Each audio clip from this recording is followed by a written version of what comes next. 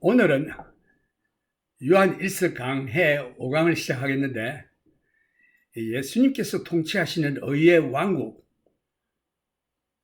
앞으로 올 것인데, 이제 예수 믿고 구원을 얻은 여러분들과 나는 예수님과의 관계가 하나가 됐습니다. 예수님의 영과 나의 영이 하나가 되어서 이것을 코이노니아라고 합니다. 파트너십, 그 내용이 아주 많은데, 이제 주님과 함께 하나가 되어서 영원을 살게 되겠는데, 이것을 사귐 혹은 코이노니아, 여기에 대해서 우리가 한번 자세히 살펴보겠습니다. 그래서 오늘 코이노니아 2편,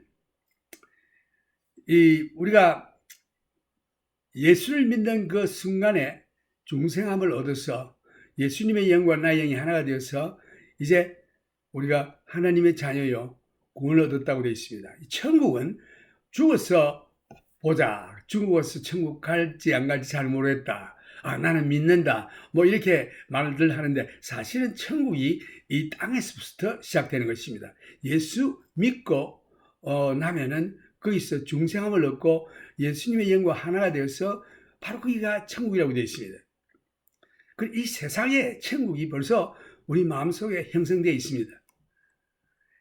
누가복음 17장에 보면 20절에 바리새인들이 하나님의 나라가 어느 때에 임하오리까? 라고 예수님께 물었습니다. 그럴 때 예수님께서 대답하시기를, 하나님의 나라는 볼 수 있게 임하는 것이 아니요 또 여기 있다 저기 있다고도 못하리니 하나님의 나라는 너희 안에 있느니라. 이 땅 위에 있는 우리 속에 하나님의 나라가 이미 와 있습니다. 예수님께서 선언하셨어요. 그래서 여러분들이나 내가 천국에 갈까 못 갈까 걱정할 것이 하나도 없어요. 왜? 천국을 내가 이미 소유했기 때문에. 이 천국은 너희 안에 있느니라라고 주님께서 말씀했습니다. 예수 믿고 중생한 여러분들은 이미 천국을 소유했습니다. 단지 소유한 이 천국을 이 땅에서 어떻게 사느냐 하는 얘기에 관건이 있고, 그 다음에 우리가 이 몸을 떠날 때는 계속해서 예수님과 나의 영이 하나가 되어서 하늘나라의 천국으로 가게 된 것입니다. 그래서 우리가 지금 현재 이 땅에 살고 있는데, 이 땅에서 이 죄인이 어떻게 구원을 얻느냐, 또 구원을 얻은 다음 중생을 얻은 다음 어떻게 사느냐 하는 그 지침서가 성경에 잘 나와 있습니다. 그 외 것들은, 앞으로 될 일들은 말씀하시지 않았었어요. 하나님께서는 가만 성경을 읽어보면은 앞으로 될 일을, 모든 일을 다 말씀하시지 않습니다. 당장 next step, 다음 발걸음을 어떻게 할 것이냐.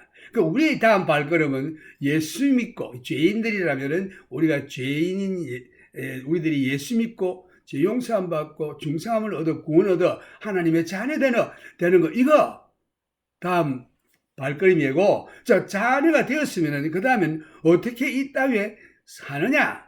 이미 천국을 내가 소유했습니다. 했는데 이 천국을 소유한 내가, 중생 입은 이 영혼을 가진 내가, 예수와 하나가 된 내가 이 땅에서 하나님께서 허락하신 삶을 살 때에 어떻게 살 것이냐 하는 이 지구상에 있을 때의 삶을 말씀하신 것이 성경입니다. 성경의 지침서, 구원과 우리가 이 땅에서 어떻게 살아야 할 것이냐.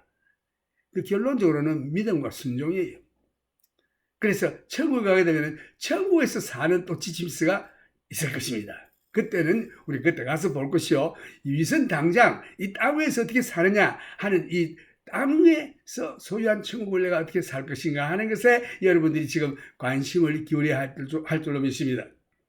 그 다음에 천국에 가서 예수님께서 재림하실 때는 모든 우리 성도들 영광의 몸으로 이 땅 위에 재림하셔서 심판하시고, 그러니까 죄인들을 전부, 이건 아직까지 백보자 심판은 아닙니다. 하나님께서 예수 믿지 않은 자들을 다 주님께서 멸하시고, 그 다음 이 땅에 마귀 사탄이 역사하고 있는데, 사탄을 묶어서 무저갱 아비스 집어넣고, 그 다음에 그것을 참 잠그고 이제 이 땅에서 의의 왕국을 건설하게 되는데, 그게 천년 왕국이 시작되는 것입니다. 우리 주님께서 통치하십니다. 여기에 왕국이라 이렇게 되면은 거기에 백성이 있어야 되고 통치하는 왕이 있어야 합니다.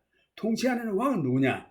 예수 그리스도시죠. 의의 통치자, 만왕의 왕, 만주의 주, 우리 주 예수님이 통치자가 되십니다. 그 백성은 누구냐? 대환란 때에 죽지 않고 살아남은 자연인들.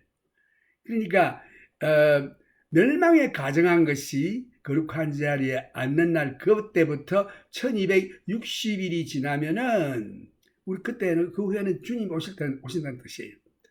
그 다음에 35일을 더 살아서 1395일까지 35일까지 더 남아있는 자들은 복이 있도다. 아마 그때 심판이 있을 것 같습니다.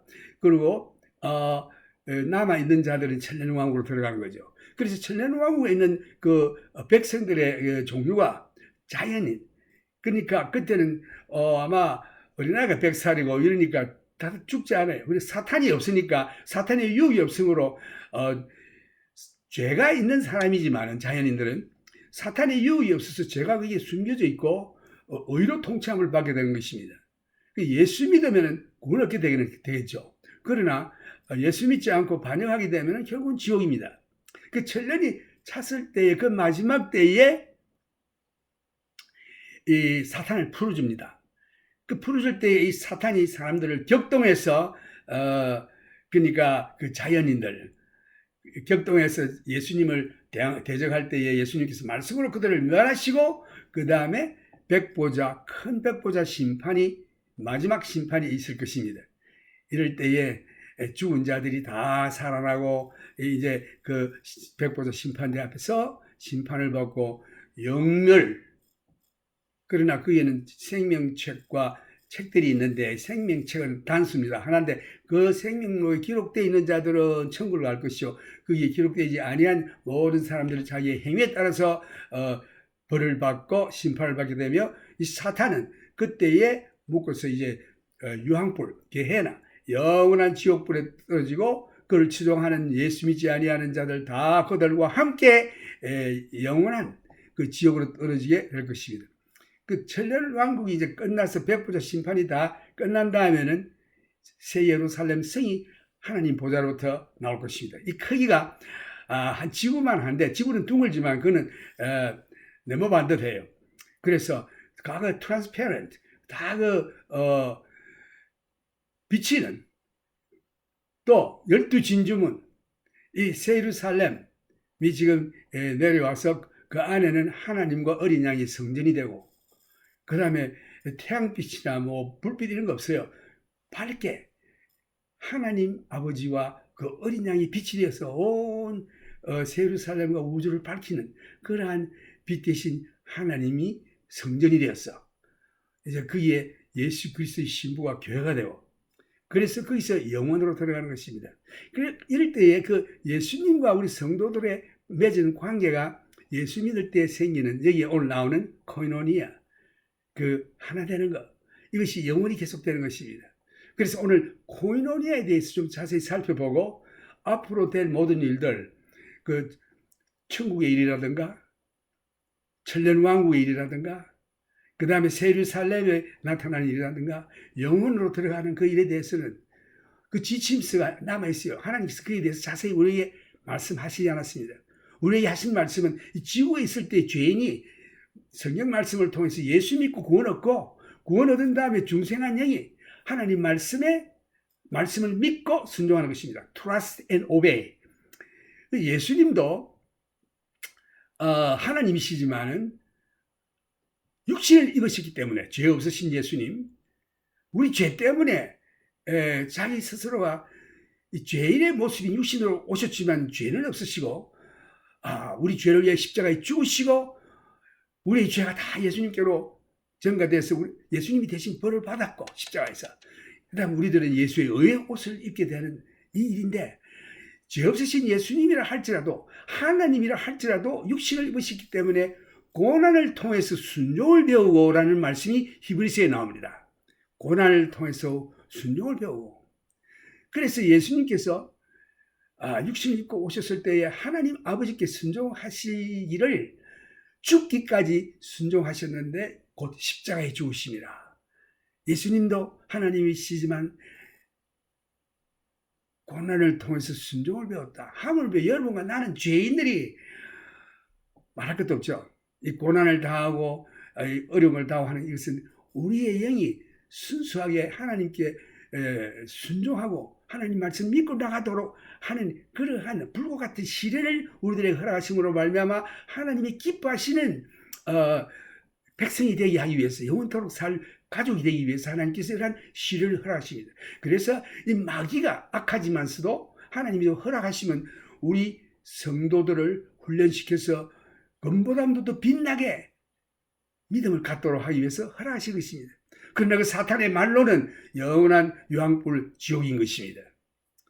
하나님께서 이렇게 은혜로 놀라운 이 구원의 길을, 복음의 길을 주셨건만 이거 믿지 아니하면은 사탄과 함께 영원히 유황불에 떨어질 수밖에 없습니다. 요한계시록에 보면은 요한이 환상 가운데 7 우레가 들림에 이것을 기록하려고 할 때에 하나님께서 그건 기록하지 말라고 했습니다. 앞으로 미래에 될 일이므로 하나님께서 당장 우리에게 있을 일들을 보여주시지 미래에 될 일을 너무 많이 안 보여주십니다. 예수님께서 또 그렇게 말씀했죠.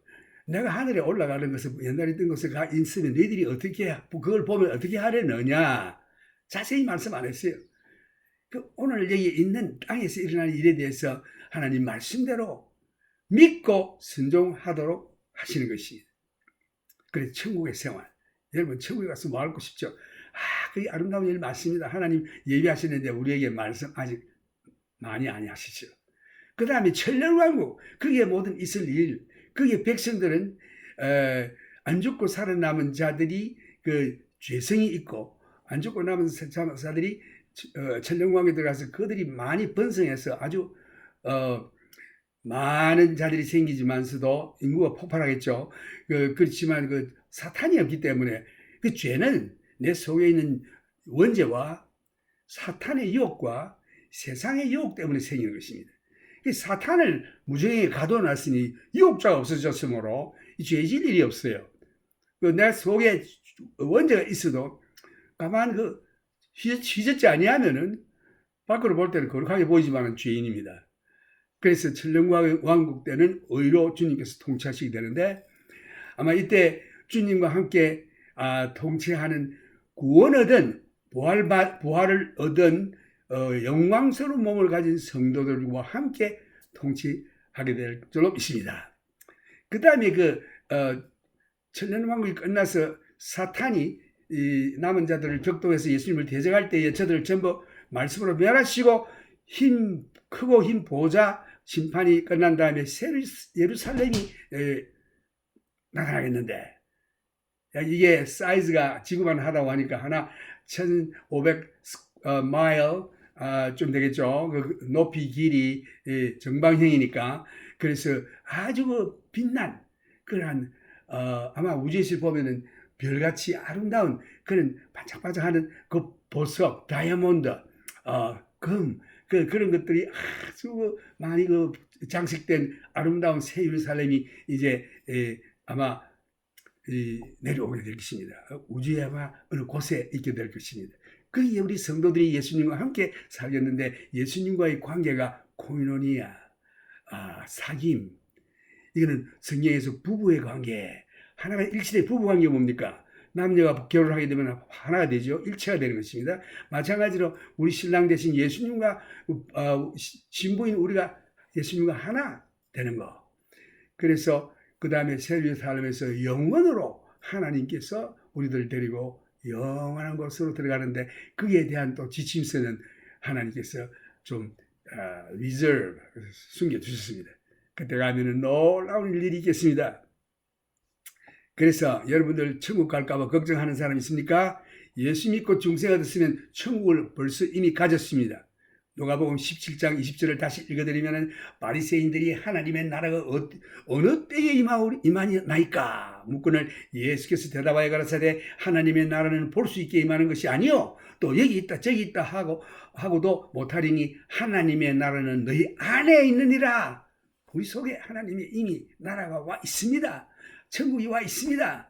그래서 우리 주님 부르시면 이 몸을 떠날 때는 휴구를 하든지 부름을 받든지 우리는 천국으로 가는 것입니다. 왜? 예수님과 하나가 되기 때문에. 그래서 오늘 여기서 요한 1서 1장 첫 구절에 태초부터 있는 말씀에 관하여라고 시작하고 있는데, 태초부터 말씀이라고 하는 것은 영원을 얘기하는 것입니다. 영원부터 영원까지 계시는 분이 곧 말씀인데 하나님이시죠. 예수 그리스도시죠. 그래서 요한일서 1장 첫 구절에 태초부터 있는 생명의 말씀에 관하여라고 시작하고 있는데, 요한복음의 첫 구절에도 태초에 말씀이 계시니라, 말씀이 하나님과 함께 계시고 말씀이 곧 하나님이시라 라고 했습니다. 여기 비교해보면 아주 흥미있는 사실을 발견할 수 있습니다. 이것은 영혼 가운데 계시는 하나님이시라는 뜻입니다.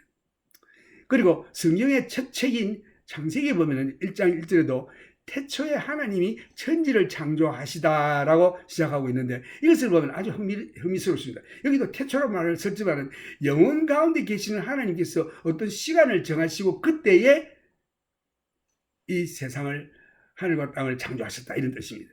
그 영혼 가운데 계시는 하나님, 이것은 요한복음 1장 1절, 요한 1서 1장에 나오는 말씀, 태초의 말씀에 관하여, 이것은 영혼 가운데 계시는 하나님의 말씀.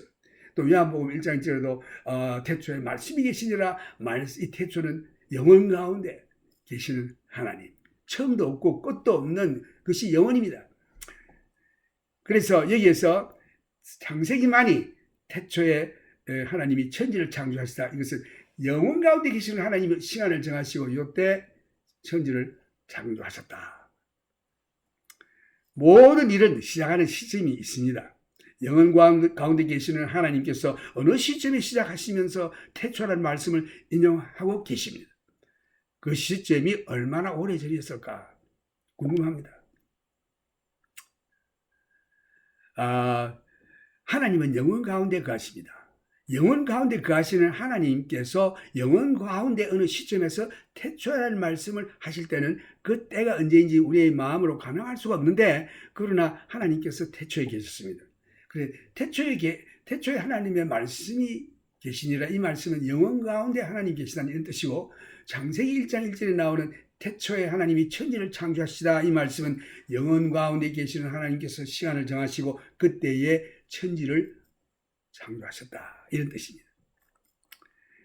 지금 이 복음서에서도 요한복음 1장 1절에서 태초의 말씀을 그 헬라말로 로가스라고 합니다. 말씀이 계시니라, 이 말씀이 하나님과 계셨으니 이 말씀은 곧 하나님이시니라. 그가 태초에 하나님과 함께 계셨고 라고 말씀하시면서 요한복음 서신이 시작됩니다. 그 요한 1장 1절에서도 보면 태초부터 있는 생명의 말씀에 관하여는 우리가 들은 바요, 눈으로 본 바요, 주목하고 우리 손으로 만진 바라, 이 생명이 나타내신 바 된지라. 이 영원한 생명을 우리가 보았고 전가하여 너에게 전하노니 이는 아버지와 함께 계시다가 우리에게 나타내신 바 된자니라. 여기에 그 영원하신 하나님, 전능하신 하나님, 전지전능하신 하나님, 무소부재하신 하나님, 무소부지하신 하나님, 이것은 아니 계시는 데가 없고 모르는 것이 없으신 전능하신 하나님, 이런 뜻인데, 이 하나님을 소개하자니 우리 한정된 말로 그냥 말씀이라고 표현했습니다. 또 로가스, 이 말씀, 그 헬라 말의 로가스는 written word, 기록된 말씀. 레이마라는 말이 있는데 그거는 spoken word, 하신 말씀. 성령의 기름이 부어져서 듣는 자에게 직접 나에게 하시는 말씀같이 느껴지는 그런 레이마, spoken word. 이 영원한 생명을 우리가 보았고 전가하여 너에게 전가하노니 이는 아버지와 함께 계시다가 우리에게 나타내신 바 된 자니라. 이 영원한 생명 되신 하나님의 아들이 육신을 입고 오셨는데 그분이 곧 하나님이십니다. 그분을 우리가 주목해서 봤고 손으로 만져봤고 또 같이 먹기도 하고 말도 나누고 이거 하나님과 대화했다는 뜻입니다. 하나님을 만져봤다는 뜻입니다. 그래서 태초부터 계시는 하나님의 생명의 말씀에 관하여는 우리가 들은 바요, 눈으로 본 바요, 주목하고 우리 손으로 만진 바라. 이 생명이 나타내신 바 된지라. 이 영원한 생명을 우리가 보았고 증거하여 너희에게 전하노니 이는 아버지와 함께 계시다가 우리에게 나타내신 바 된 자니, 하나님과 함께 계시다가 삼위일체 되시는 하나님 예수 그리스도가 하나님께 계시다가 우리에게 육신을 입고 나타내신 바 됐다. 이 말씀은 예수님께서 하나님과 함께 계시다가 육신을 입으시고 우리에게 나타나신 분이 하나님의 아들, 곧 그 이름이 예수입니다. 예수님이신데 하나님이신 예수는 영원한 생명이십니다. 그를 우리가 눈으로 주목하여 보고 우리 손으로 만져보았는데 이 영원한 생명 되시는 하나님이 우리에게 나타나신 바 되었다.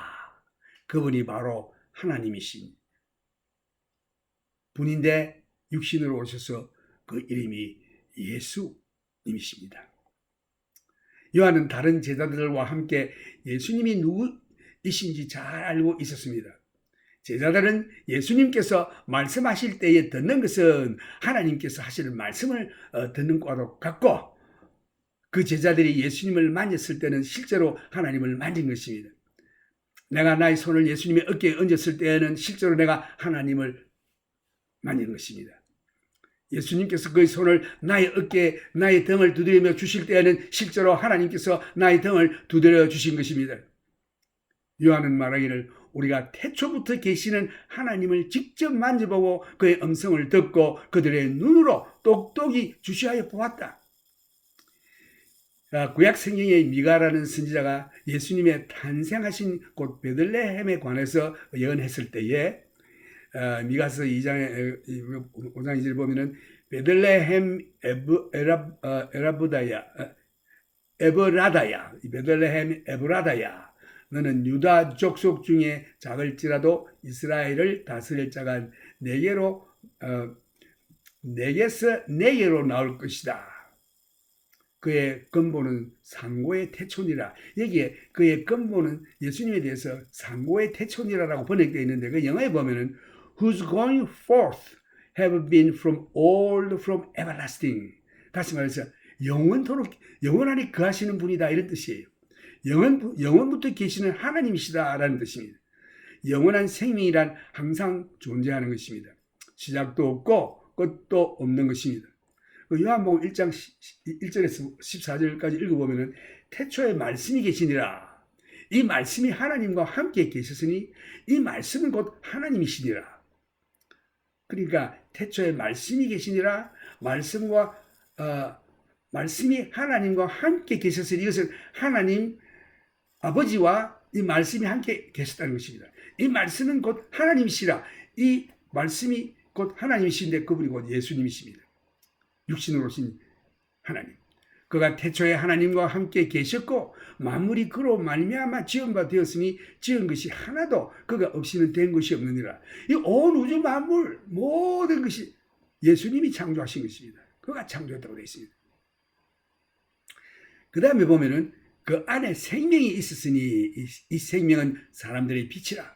빛이 어두움에 비추이되 어두움이 깨닫지 못하더라. 예수님께서 오셨지만 빛 대신 예수님 오셨지만 이 어두운 가운데 있는 자들이 예수님을 알아보지 못했습니다.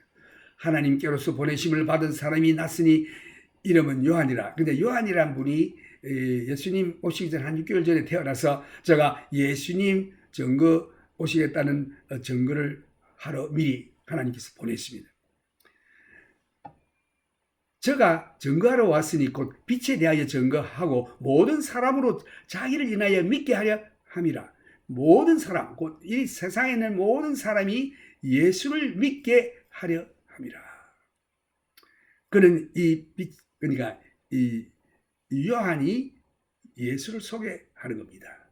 그래서 모든 사람들에게 이 예수를 믿도록 이제 길을 트는 것이 이 요한의 사명인데 그 요한 자신은 그는 빛이 아니요 이 빛에 대하여 증거하러 온 자라.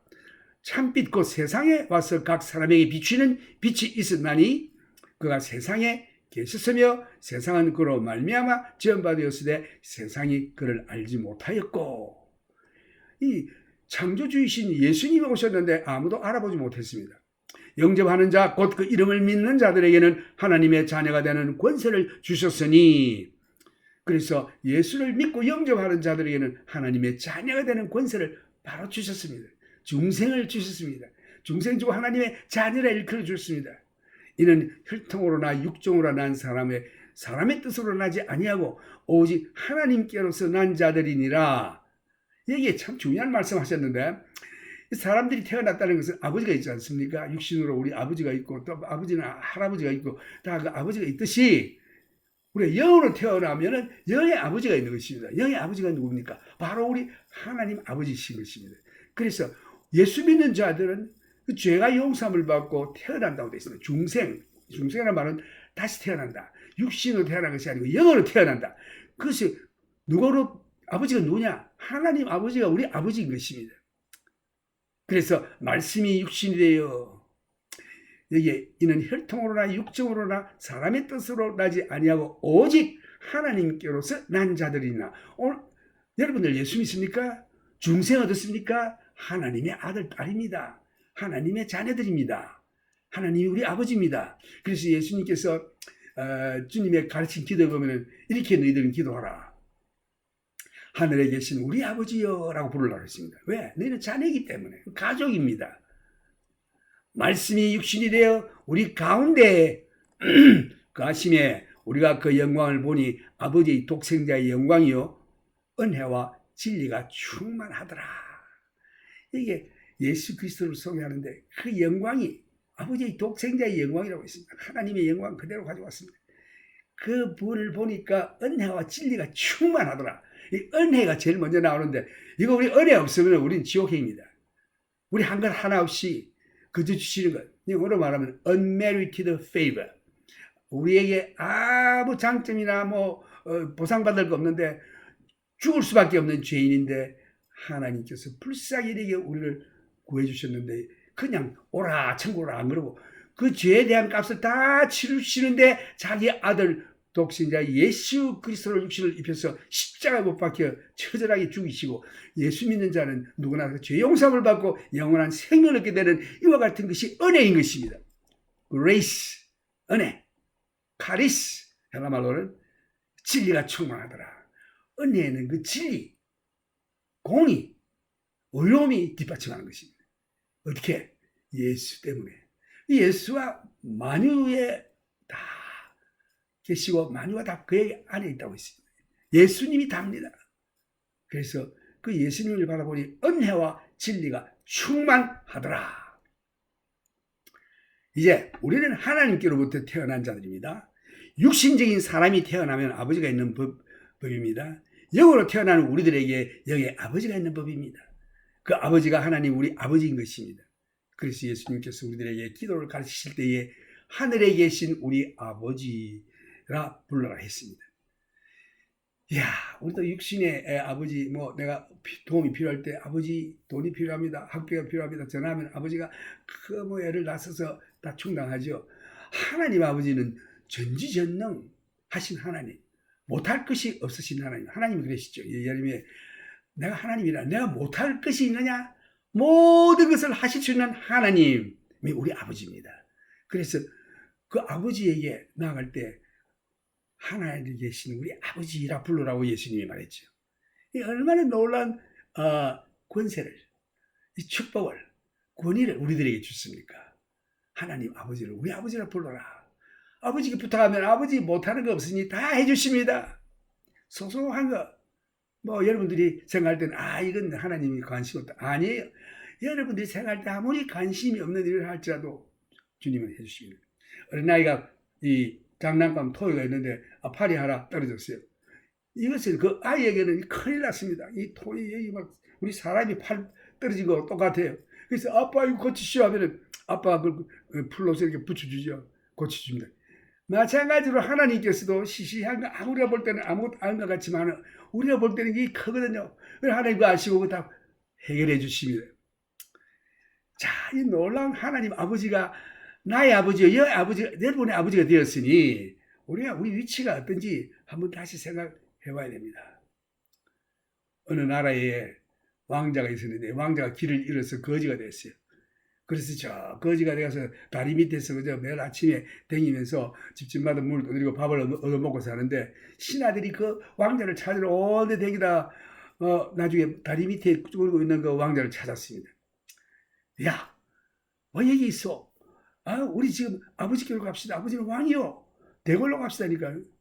여기가 좋사. 우리 오늘 먹는 이 저 밥 깡통에 요 쌀밥 하나 얻는 거 이게 그 사람 희망이 아니야. 지금 아버지가 가면 그 말할 수 없는 그 부귀와 영화와 간능을 기다리고 있다. 그러니까 안 간다 그래요. 왜? 이 세상에 있는 거 자기 먹고 있는 거 돼지같이 꿀꿀거리는 거 쥐염 열매 그런 거나 먹고 있는 그게 좋다 이겁니다. 그 위에서 걱정하죠. 마찬가지.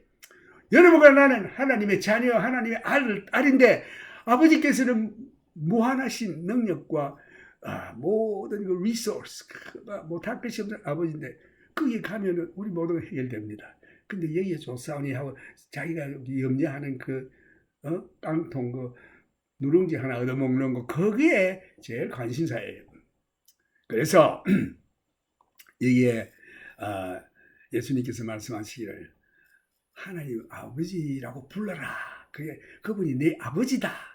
얼마나 놀라운 축복입니까? 그래서 우리가 이 마음 문제인데 그걸 깨닫고 나면은 할렐루야 염려가 하나도 없어요. 근데 다시금 이제 베드로도 예수 믿고 따라다니다가 아주 놀라운 체험하고 안전했지만서도 예수님께서 밤에 바다 위로 걸어오실 때 호수 위로 걸어오실 때에 놀라서 제자들이 유령이 온다 할 때에 예수님께서 내니 두려워 말라 할 때 베드로가 예수님이십니까? 나도 좀 걸어갈 수 있게 해주세요. 그러니까 오라 하니까 그 말씀을 믿고 걸었습니다. 베드로가 무리로 걷다가 풍랑이 나는 거 보고 눈을 갖다가 풍랑에다 돌리니까 겁이 바짝 났어요. 그래서 믿음이 떨어졌어요. 그래서 물에 퐁 빠졌습니다. 그럴 때 아파 하면서 예수님 살려주시오 하니까 예수님께서 손을 붙들고 이렇게 건지시면서 왜 의심하느냐 믿음이 적은 자여. 그러니까 우리가 예수를 믿고 산다 하지만서도 믿음이 약해서 떨어질 때에 우리가 환난에 또 시험에 풍랑 빠지게 돼요. 그때 주여 하고 부르짖으면 우리를 또 건져주십니다. 이렇게 해서 그 믿음이 점점점 자라나는 거예요. 그 믿음과 순종 이것 때문에 우리가 이 훈련을 이 땅에서 받고 있습니다. 여기서 이제 천국은 죽어서 보자가 아니라 우리가 이 땅에서 영으로 태어나자마자 천국이 우리 속에 있는 것입니다. 예수님께서 말씀하시기를 천국은 여기 있다 저기 있다 하여도 믿지 말라. 천국은 너희 속에 있다고 주님이 말씀하셨습니다. 오늘 천국이 여러분 속에 있습니다. 천국이 내 안에 계십니다. 내가 주님께서 부르시면 이 땅을 떠날 때에 육신을 떠날 때에 나는 이 천국을 소유하고 있기 때문에 바로 천국으로 가요. 그래서 죽어서 보자 천국 갈까 모르겠다. 아이고 열심히 기도해야지. 그거 아닙니다. 몰라서 그래요. 그는 마치 거지 왕자가 다리 밑에서 아이고 여기 오늘 누룽지 한 그릇 깡통에 하나 얻어먹는 이게 내 소원입니다 하고 막 주여 누룽지 주십시오. 이래 부르짖고 있는 거 똑같아요. 천국은 우리가 이미 소유하고 있습니다. 중생한 성도들에게는. 단지 천국을 소유한 자가 이 땅 위에 있을 때 어떻게 살아야 하는가가 관건인 것입니다. 예수 믿지 않고 중생치 못한 자는 이러한 천국이 그 속에 없습니다. 중생한 자 곧 하나님께로부터 태어난 자는 하나님의 자녀들로서 천국을 이미 소유하고 있는 것입니다. 이거 믿으십니까? 죽어서 보자가 아닙니다. 휴거할 때 보자 올려. 그거 아니에요. 휴거를 하든지 불심을 받든지 우리는 천국을 가게 되는 것입니다. 만약에 주님께서 우리가 살아있을 때에 공동재림 하시면 거기 공동에서 만나게 되는 거예요. 그 누구 특별한 사람만 올라가는 거 아닙니다. 기도소에 가서 매일 기도하는 사람 데리고 오는 거 아니에요. 데살로니가 4장 16절 17절에 보면은 그때 당시 초대교회에 예수 믿는 자들이 빨리 죽은 자들이 있어요. 예수 믿고.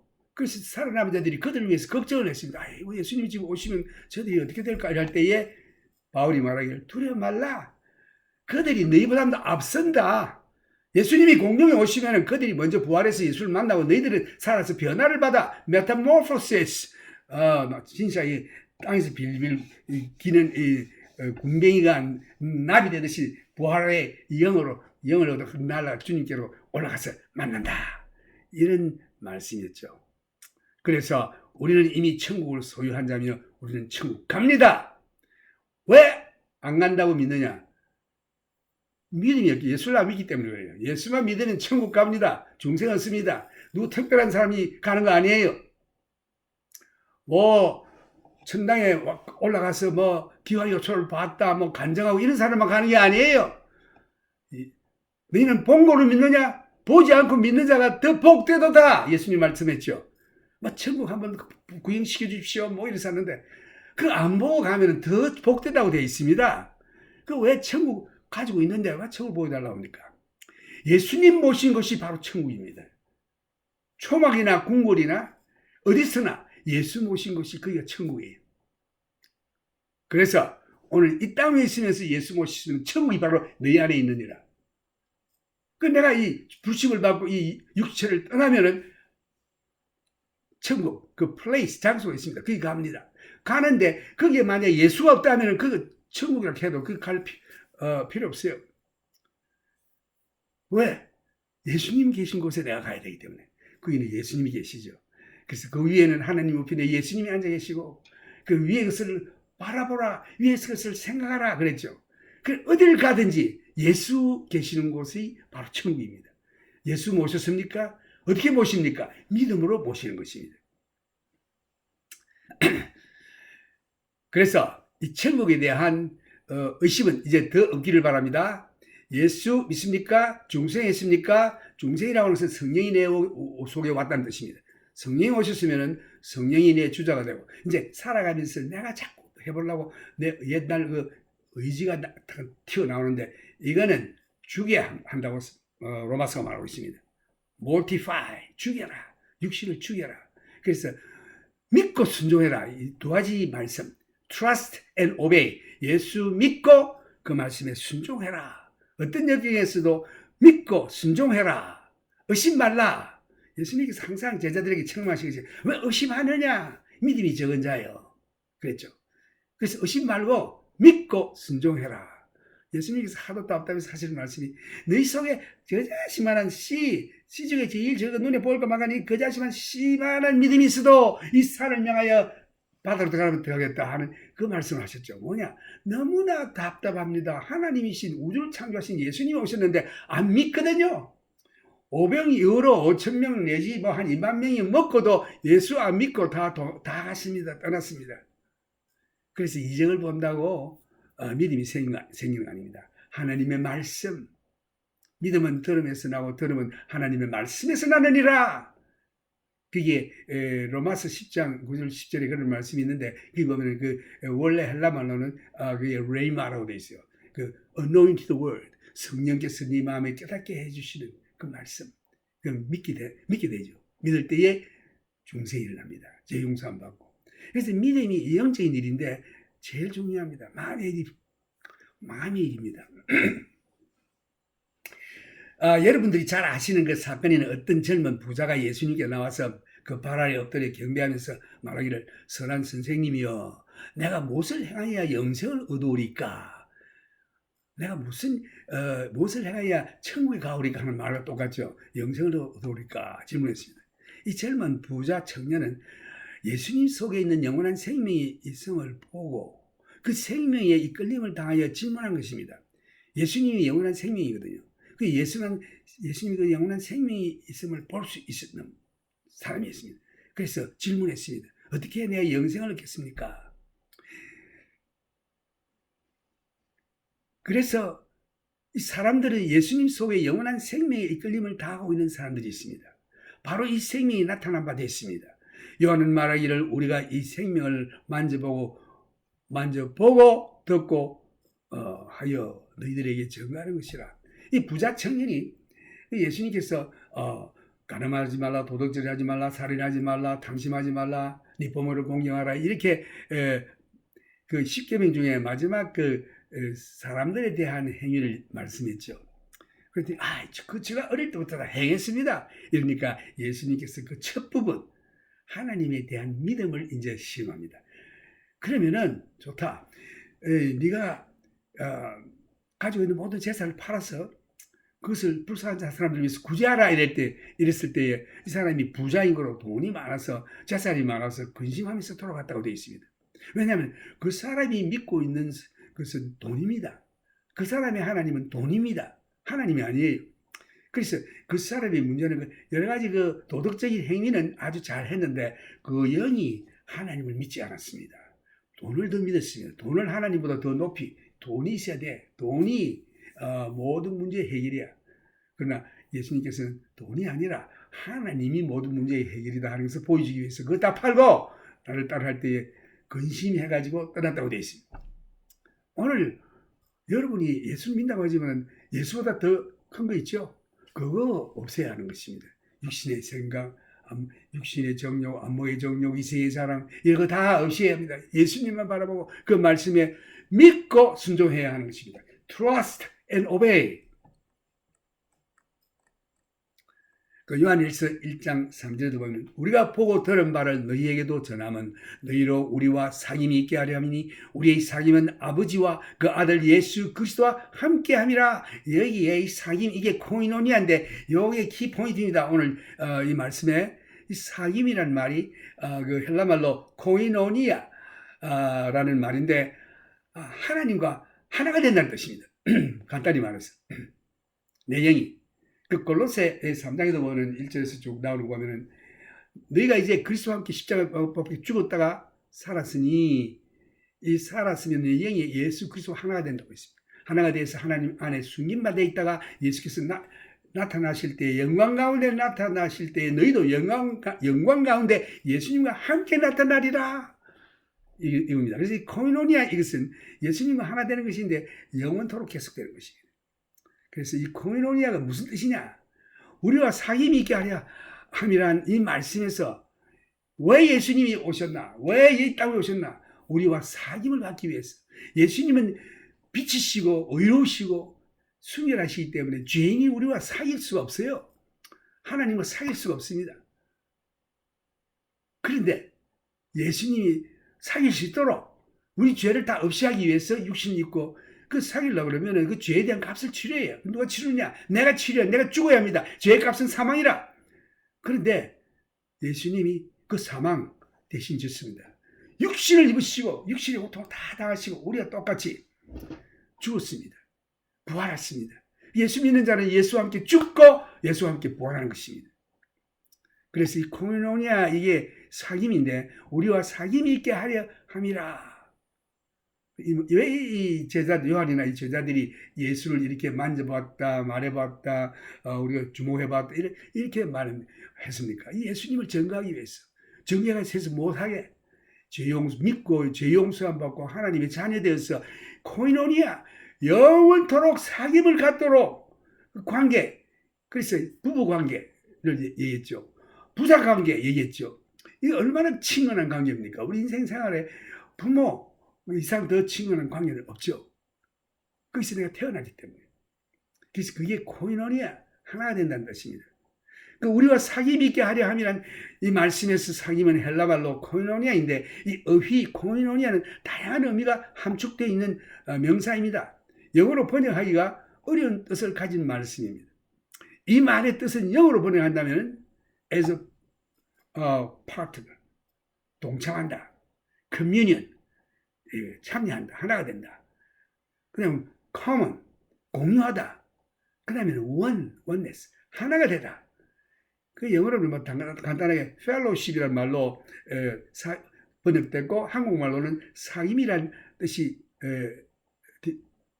뜻으로 번역되어 있는데 이 말에 공통점이 있는데 그것이 곧 코이노니아입니다.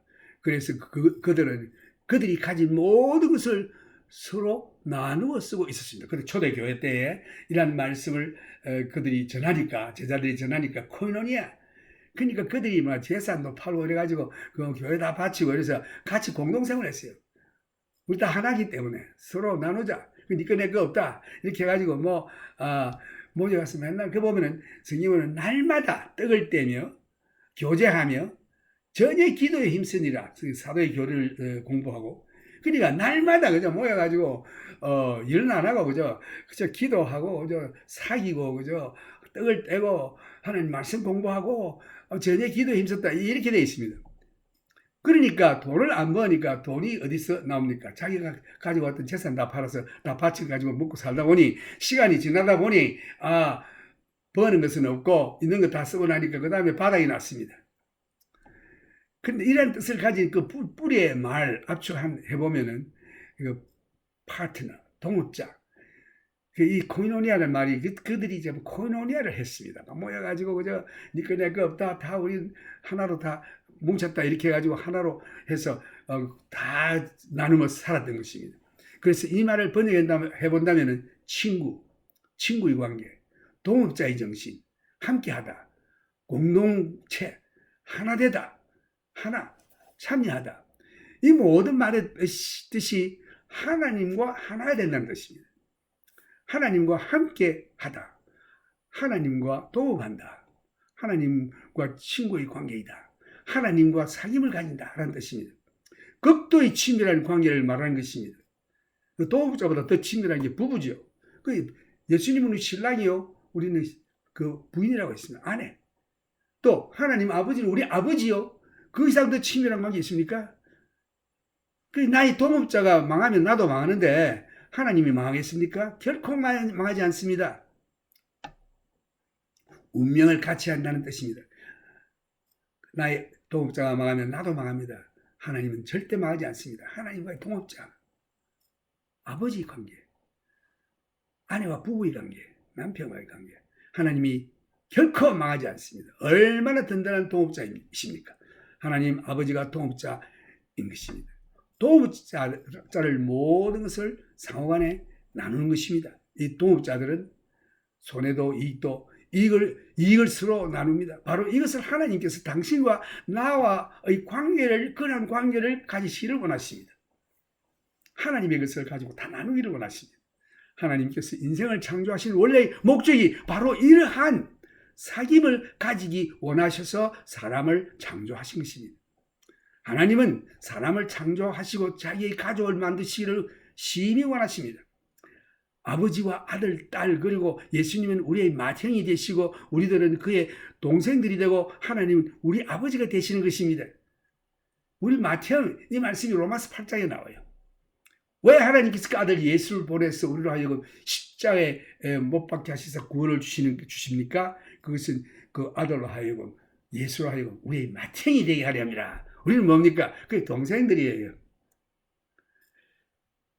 지금 가정에서나 교회 안에서도 우리들은 서로 이런 사귐, 코이노니아를 가져야 하는 것입니다. 예수를 믿고 중생한 성도들은 전부 형제 자매입니다.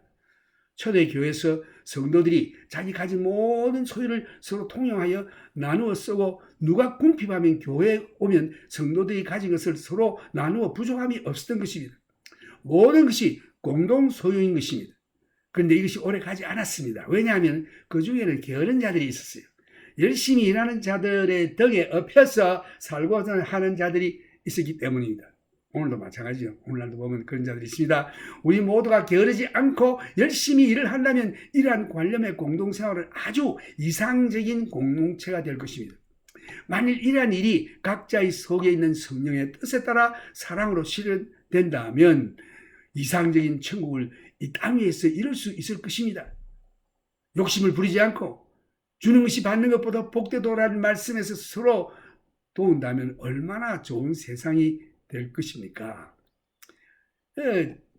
하나님께서 광야에서 이스라엘 백성들에게 만나를 내릴 때도 고난을 먹을 것만 딱 가지고 오라 했는데도 어떤 사람들은 나가서 막 바지기로 가져오니까 그 나머지는 전부 다 썩어버렸습니다. 순종 안 해요. 하나님 말씀 믿지도 않고 순종도 안 하고 그래서 자기 육신의 욕심만을 부리는 자들이 항상 있습니다. 이거 죽여야 합니다. 성경은 죽이라고 되어 있습니다. 하나님 말씀에 절대 복종해야 하는 것입니다. 그러나 우리가 육체를 가지고 있는 동안은 서로가 이러한 이상적인 사귐이 이 땅 위에서 계속되기가 아주 어렵습니다. 그래서 초대교회에서도 이러한 관념의 공동생활이 오래 지속되지 못했던 것입니다.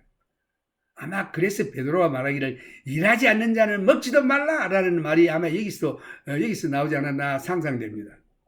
결국은 교회가 파산에 이르게 되었습니다. 공동체가 가진 모든 재산이 바닥이 났을 때에 성도들은 경제적으로 곤경에 빠지게 됐습니다. 그래서 바울이 이때에 이방 성도들에게 가서 헌금을 거두어서 예루살렘에 있는 성도들을 구제하기 시작한 것입니다.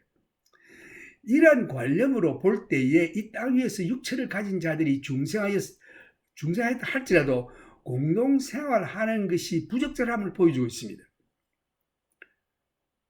그 완전한 그 코이노니아를 하지 않고 있기 때문에, 왜? 내 속에 아직도 육신이 살아있어서 육신의 소욕을 따라 가고자 하는 욕심 때문에 말씀에 순종치 않고 믿지도 않고, 그래서 이러한 개념으로 생활했던 초대 교회의 공동생활을 본받아 공산주의가 생겨 모든 물건을 공동으로 쓰다는 일들을 하나님의 사랑으로 하지 아니하고 강제로 하나님 없는 물질주의적인 공산주의, 곧 사탄의 제도로 전락하여 오늘날 공산주의를 초래하게 된 이 사탄의 지옥 자식들이 무신론자들인 것입니다.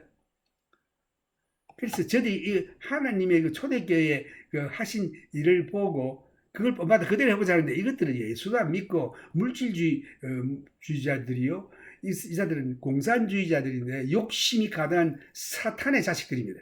지옥 자식들일 것입니다. 이들이 무신론자들인 것입니다. 하나님 없다 하는 자들은 어리석은 자라고 했죠, 성경에. 하나님 없다 하고 사탄 섬기는 자들. 그러나 하나님의 그 진리의 말씀을 가지고 살아보는 게 됩니까? 안 되죠. 그래서 이들은 하나님의 교회를 핍박하는 자들이 되어 몇몇 고위층의 욕심이 가득한 자들이 하나님을 부인하고 평민을 착취하는 단체로 전락하고 만 것입니다. 이것이 바로 북한의 김정은이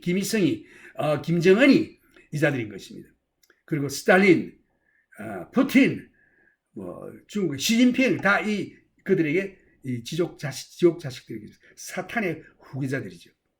이 부패한 사람이 통치하는 정부가 있는 한 완전한 정부 체제는 이 땅 위에 존재하지 않을 것입니다.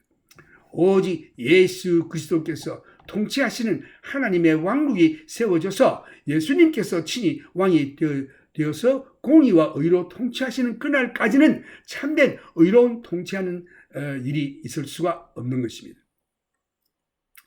하나님께서 왜 사탄을 허락하시어 이 땅에 있는 사람들에게 시련을 허락하실까? 하나님 사탄을 없앨 수도 있습니다. 그러나 두십니다. 그로 통하여 하나님의 자녀들을 훈련시켜 하나님을 믿고 순종을 배우도록 허락하신 것입니다. 이 훈련이 끝나면 이제 그 성도들이 정금같이 나올 것이라고 했습니다. 그래서 예수님의 발걸음을 따라가게 될 것이요, 하나님의 길 이외에는 다른 길로 가지 않을 것입니다. 이때에 천국에 알고 있는 하나님의 자녀들로 다 천국에 드리고, 그 나머지 사탄을 위시해서 그를 추종하는 모든 자들, 공산주의자들 뿐만 아니라 하나님을, 예수를 믿지 않는 자들은 다 지옥 유황불에 영원토록 떨어질 것입니다. 예수님께서도 하나님과 동등되신 분이지만 우리를 구하기 위하여 육신으로 오셨습니다. 그러나 죄는 없으십니다. 그리하여 하나님께 순종하여 십자가의 죽음에까지 복종하셨다라고 빌립보 2장 5절에서 나와 있습니다. 히브리서에 보면 예수님께서 하나님의 아들이시라도 육체를 입으셨기 때문에 고난을 통하여 순종을 배우고라는 말씀을 했습니다. 죄인들인 여러분이나 나는 고난을 통하여 훈련받는 것은 더 말할 것도 없겠죠. 그래서 이 고난을 통하여 하나님을 믿고 순종을 배우는 것입니다. 끝까지 믿음을 지키고 순종하는 자의 결과는 영생입니다. 이제 주님께서 곧 오실 텐데 그때는 완전한 평화와 의의 통치가 이루어질 것입니다. 상업주의적인 착취가 없어지고 이사야의 예언대로 화폐제도, 상업제도는 없어지고 하나님의 영광스러운 왕국에서 이 땅이 열매를 서로 나누면서 화평과 즐거움으로 하나님을 경배하며 영원히 살게 되는 날이 올 것인데, 고전의 천년 왕국을 우리들에게 허락하실 것입니다. 하나님과 하나가 되어 함께 코이노니아, 하나가 되는 생활을 하는 것은 영원한 하나님과의 관계인 것입니다. 그 관계는 천국 가는 것을 끝이 나는 것이, 천국 가는 것으로 끝이 나는 것이 아니라 그때부터 이제 시작입니다. 예수님과 구원 얻은 자들의 혼인잔치가 있을 것이며 예수님 재림하실 때 구원 얻은 성도들과 함께 이 땅에 와서 예수님께서 사탄을 무적에게 7년 동안 가두어 놓고 7년 왕국에서 주님께서 의로 통치하기 시작하실 것입니다. 그 왕국에는 나라가 있고 통치자가 있고 백성이 있습니다. 통치자는 예수님이시고 백성은 대환란에 죽지 않고 살아남아 있는 자연인들이 들어오게 될 것이요, 예수님과 함께 그들을 통치하는 자들은 부활의 몸으로 구원 얻은 성도들이 될 것입니다.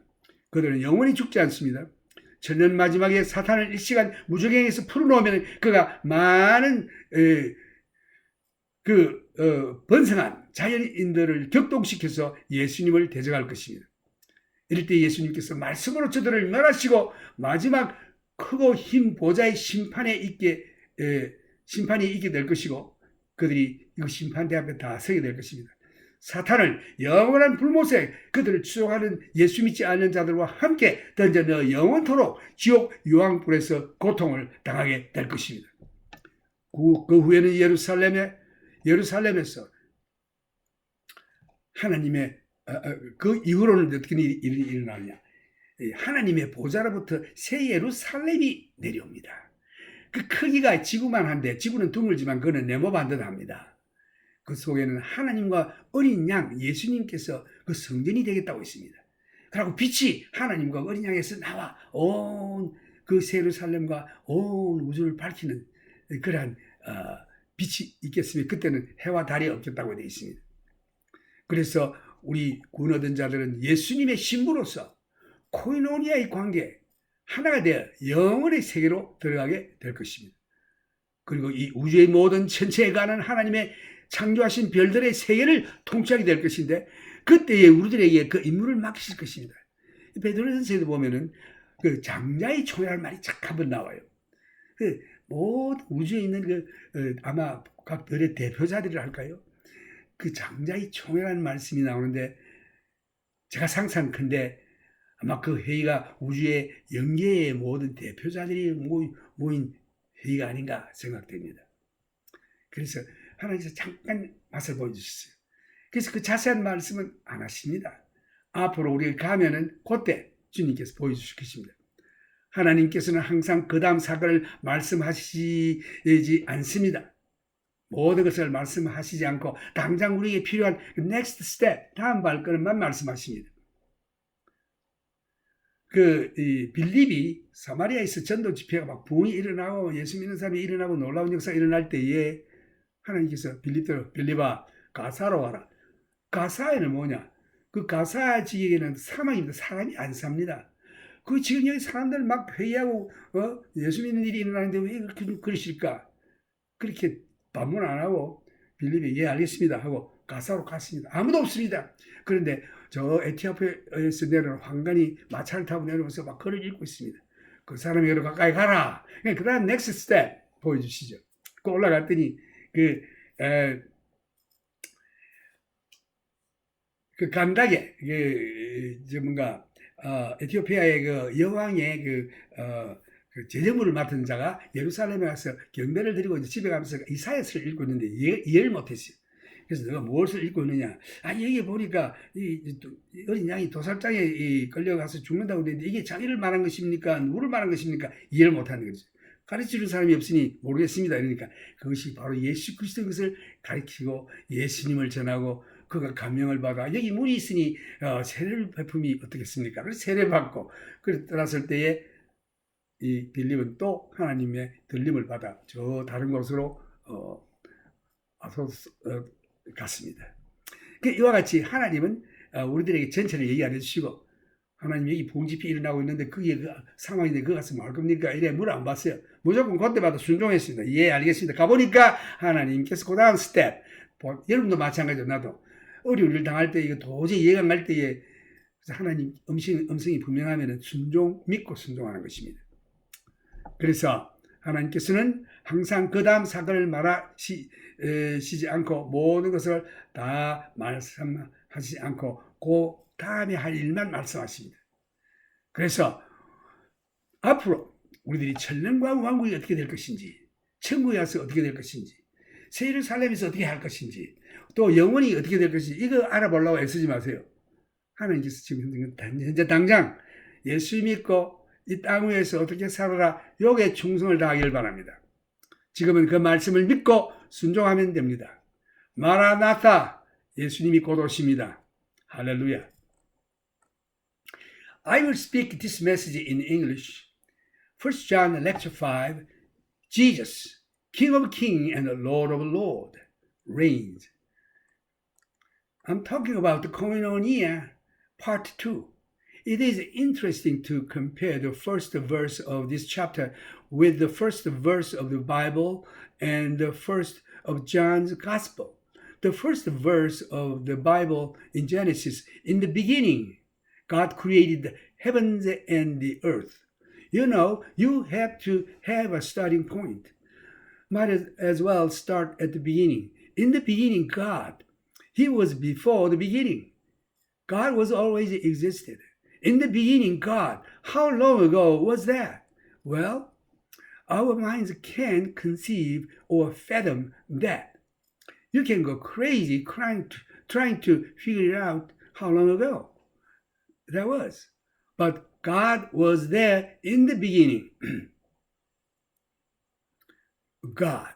Now, in the gospel, in the beginning was the Word, the Logos. And the Word was with God, and the Word was God. And the same was in the beginning with God. Now, as he begins his epistle, he said, that which one who was from the beginning, which we have heard, which we have seen with our eyes, which we have looked upon, that in the Greek is gazed, transfixed, and steadfastly at, I mean, really studied, analyzed, and our hands have handled of the word of life.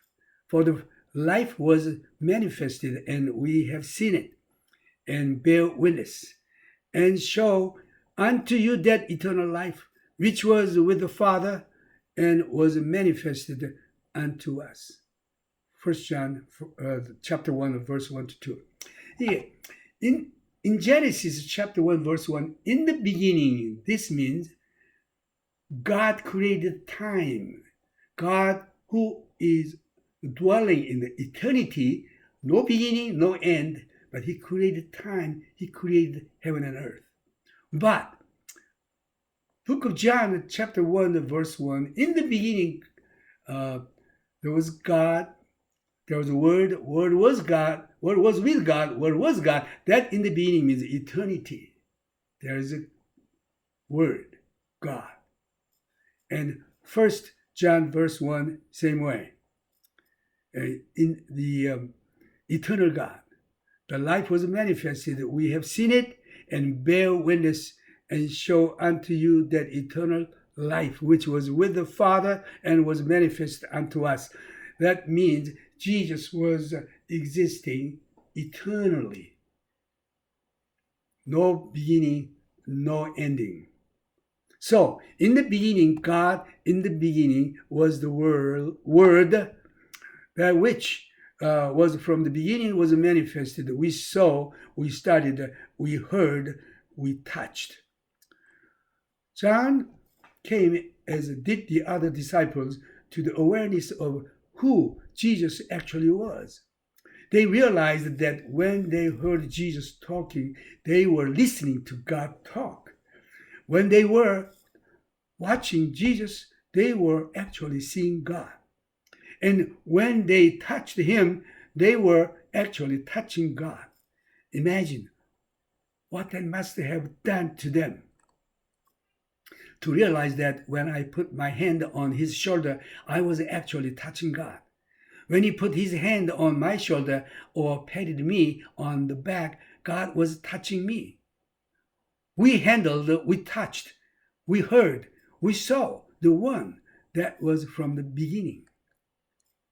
You remember Micah as the prophecy of the birthplace of Jesus? And thou, Bethlehem, though thou be little among the province of Judah, yet out of thee shall come he who is to rule my people Israel, whose going forth have been from old from everlasting. The eternal life always existed. In the beginning, Word with God was God. But the Word was made flesh, and he dwelt among us, and we beheld his glory as of the only begotten of the Father, full of grace and truth. John 1:14.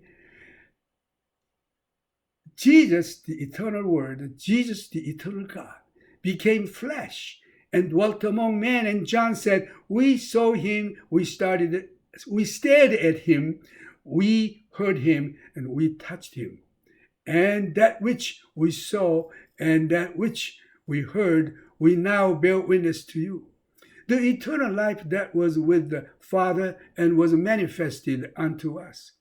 That eternal life, it's not just a duration, it's a quality of life as well as a duration. No beginning, no ending. You remember one day a rich young ruler came to Jesus and fell at his feet and said, good master, what must I do to inherit this eternal life or this age-abiding life? This quality of life that I see that you have. Men were attracted to that life of Jesus, that eternal life. It was manifested. John said, we saw, we heard, and now we bear witness of it to you. That which we have seen and heard declare we unto you, that ye also may have a fellowship with us, and truly our fellowship is with the Father and with his Son Jesus Christ. 1 John chapter 1, verses 3. Now we talk about koinonia, which is an abstract noun, and of the difficulty of translating it into the English language. Inasmuch as we do not have any English or single English word that is an equivalent of this Greek word koinonia. And so you find this word translated as a partaker, communion, common, one, fellowship. They had all things in common, koinonia. That is, they shared everything that they had. The root noun from which this abstract noun comes is translated partaker or partner or partnership. So the word can be translated friend, friendship, partnership, communion, common, one, partaker. And it's all of these things becoming one with God, coming into communion with God, having all things in common with God, having a partnership with God, having a friendship with God, and having fellowship with God. Well, actually, the Bible said Jesus is our husband and church a bride. Heavenly Father and we're children, very close. Partnership means a mutual sharing of resources, mutual interest in each other. That's what God wants with you. And the purpose of the gospel is to bring man into fellowship with God. The purpose of God creating man in the beginning was a fellowship. So he created man that he might have a fellowship with man, become one with his creation. Now, within the church, we should have a fellowship of koinonia with each other. In the early church, they had this sharing of resources. Anyone had a need, they would come to the church. There was a sharing of the resources of the people. All things in community. And it didn't work out because they had some lazy bums that didn't want to work and just live off the others. Ideally, if we had an ideal situation, it would work beautifully. If every one of us were industrious and all and had an ideal situation, it could work. if it happened to be a real work of God's Spirit of love within our hearts and all, but everyone just really sharing and concerned and giving, it could be beautiful. But as long as we are in these bodies of flesh, we are going to have those that would spoil something that was beautiful. So it didn't work in the early church. But that's why Peter say, I suppose, do not eat if you don't want to work. There's many lazy guys at that time. The church went bankrupt, actually. Gentiles had to take up some offerings for those in Jerusalem after the mishap, really, of this experiment in communism in the early church. Not communism as you know it today, a forced thing, godless thing, but a communism that grew out of a common desire to benefit everyone within the fellowship, motivated by love and totally voluntary with Christ at the center. You are not going to find a perfect government, a perfect form of government, as long as a man is ruling. It's not going to happen until Jesus comes again and establishes God's kingdom.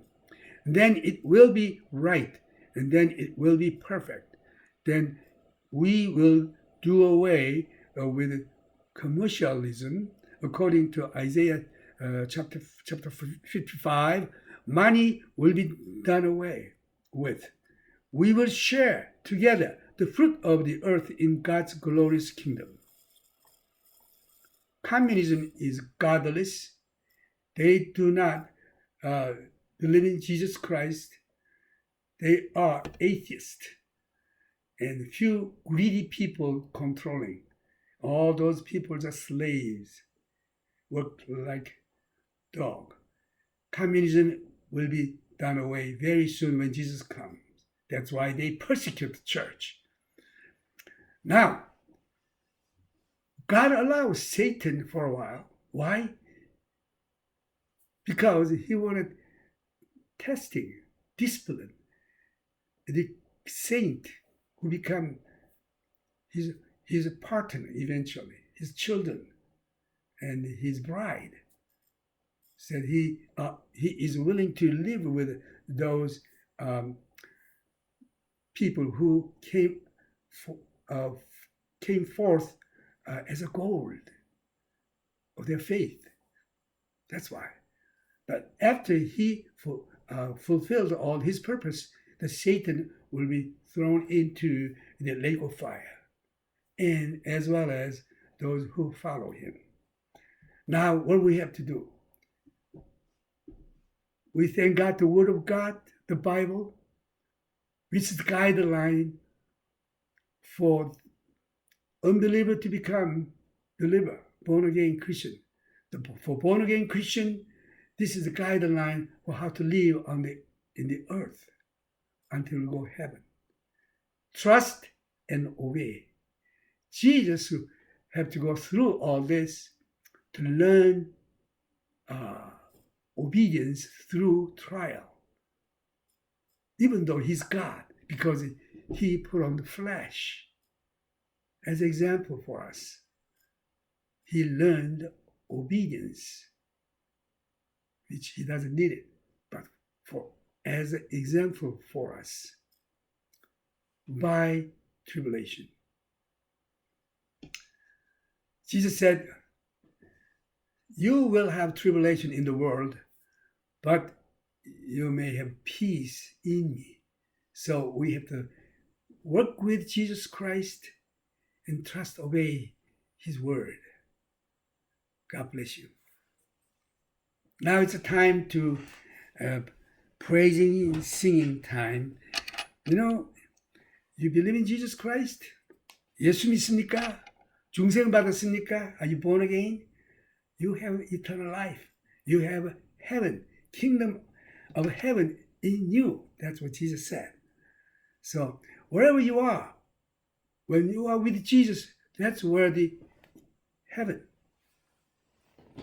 either on earth or anywhere.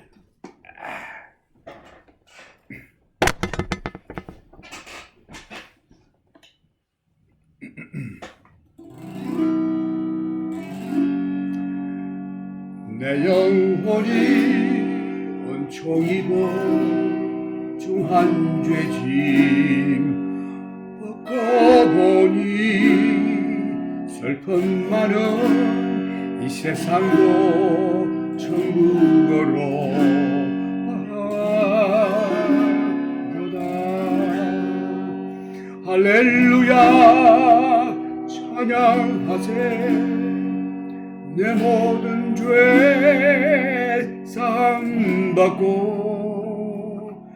주 예수와 동행하니 그리나 하늘나라.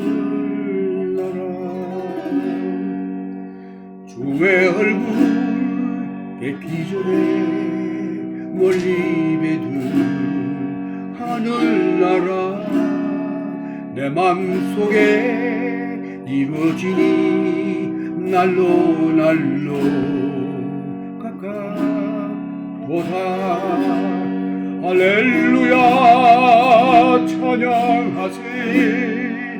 내 모든 죄 사함받고 주 예수와 동행하니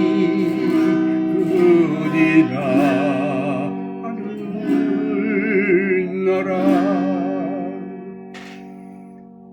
높은 산이 그친 들이 저마이나 궁궐이나 내 주 예수 모신 곳이 그리나 하늘나라. 할렐루야 찬양하세. 내 모든 죄 사함받고 주 예수와 동행하니 그리나 하늘나라.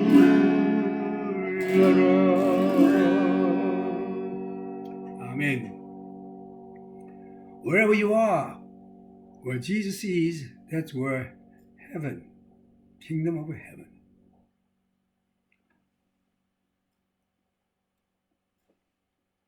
이제 우리 주 예수 그리스도의 크신 은혜와 하나님 아버지의 무한하신 사랑과 성령님의 교통하심이 여러분들에게 항상 있기를 주님의 이름으로 축원합니다. May the grace of our Lord Jesus Christ and the love of our Heavenly Abba Father and the communion of the Holy Spirit be with you all. God bless you.